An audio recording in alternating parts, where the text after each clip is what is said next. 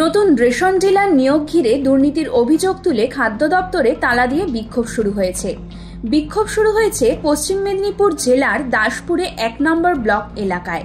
গ্রাম পঞ্চায়েতের প্রধান থেকে শুরু করে পঞ্চায়েত সমিতির সহসভাপতি, কর্মাধ্যক্ষ সহ এলাকার গ্রাহকেরা এই বিক্ষোভ শুরু করে। খাদ্য আধিকারিককে ঘিরে ধরে এই বিক্ষোভ শুরু হয়। দীর্ঘক্ষণ বিক্ষোভের পর পুলিশ এসে খাদ্য দপ্তরে তালা খুলে দেয়।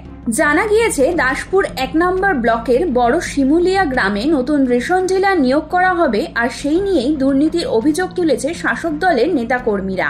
যেটা হয়েছে সেটা হচ্ছে আমি যেই বুথ থেকে ৬টা বুথ থেকে নির্বাচিত হয়েছি, সেই বুথেই বড় শিমুলিয়া বুথে নোটিফিকেশনটা হয়েছে। তো সেই হিসেবে আমি যখন জানলাম, তখন আমি জেনেছিলাম ২৫ তারিখ যে ২৭ তারিখ ইনভেস্টিগেশন হবে। তখন আমি সভাপতিকে জানতে চেয়েছিলাম, আমি বিডিওকে জানতে চেয়েছিলাম, কর্মাধ্যক্ষকে জানতে চেয়েছিলাম। উনি বললেন যে আমরা কেউ জানি না যে নোটিফিকেশনটা হয়েছে।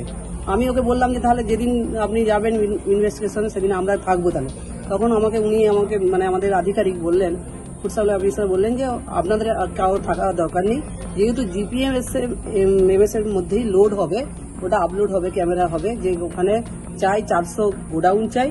আর যে ব্যক্তি ৫ জন ব্যক্তি হচ্ছে দরখাস্ত করেছে, ৭ জন করেছিল, ২ জন রিজেক্ট হয়েছে, আর ৫ জন দরখাস্ত করেছে। ৫ জনেরটা আমরা ইনভেস্টিগেশন করব। সেই ৫ জনের ইনভেস্টিগেশনটা হচ্ছে তাদের থাকতে হবে ৪০০ গোডাউন, ২০০ অফিস। যেহেতু সাধারণ মানুষ জানেনি বাসুদেব জিপির অধীনে এটা আমাদের ভ্যাকেন্সিটা হয়েছে, আরো বেশি করে মানুষকে জানাতে হবে, যাতে করে এই এলাকার মানুষরা সবাই সচেতনভাবে হয় এবং আরো মানুষ আবেদন করার সুযোগ পায়, সেই সুযোগ দিতে হবে। কিন্তু উনি সেটা সম্পূর্ণ আমাদেরকে অন্ধকারে রেখেই করেছেন। আজ পর্যন্ত আমরা জানতে পারিনি কতজন আবেদনকারী, কোন এলাকার আবেদনকারী, কোন গ্রামের আবেদনকারী। ভ্যাকেন্সিটা শুনছি বড় শিমলা, সারা ব্লকের মধ্যেই যে কেউ আবেদন করতে পারে, ওনার কাছেই জানলাম। কিন্তু এর বেশি আমরা আর কিছু জানিনি এবং আমাদের এতে তীব্র আপত্তি আছে।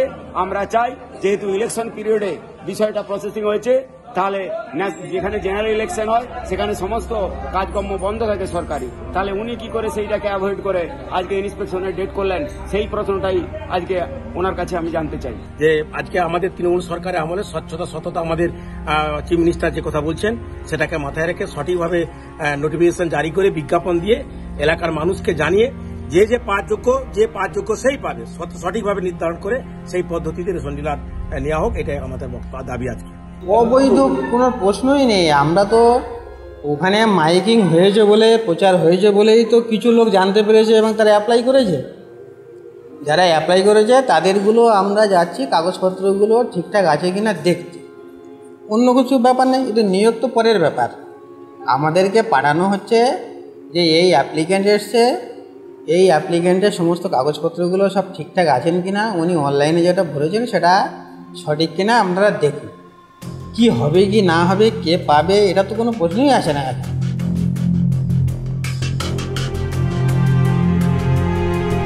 পশ্চিম মেদিনীপুর থেকে নিজস্ব প্রতিনিধির রিপোর্ট, ANM নিউজ। আরও খবরের আপডেট পেতে সাবস্ক্রাইব করুন আমাদের ইউটিউব চ্যানেলটি আর বেল আইকনে ক্লিক করুন নোটিফিকেশনস পেতে।